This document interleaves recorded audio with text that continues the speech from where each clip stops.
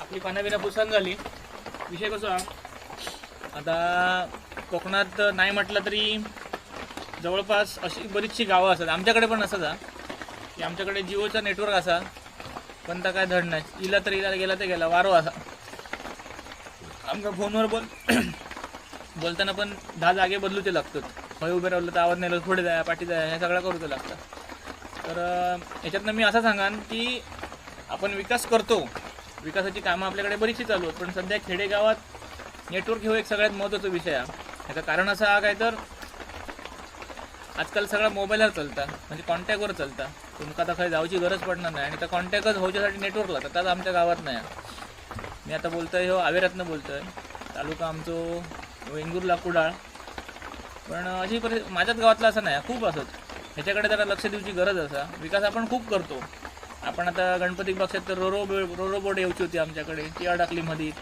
त्यानंतर ह्या झाली सेवा, रेल्वेन ते गाडी बिडी अडूचं टाकल्याने. आणि आमचो सालाबादी जो खड्ड्यांचा रस्तो असा मुंबई गोवा मार्ग तो असत.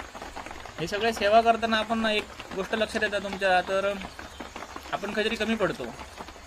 म्हणजे म्हणतात याक धाकूक दुसरा उघडा केला तर नागडा पडल्यासारखे जातात. म्हणजे काय, आमचा रस्तो आधीच खराब, त्याच्यात आता दुसरा काय तर रोरो सेवा चालू केल्याने ती काय जाऊकच नाही.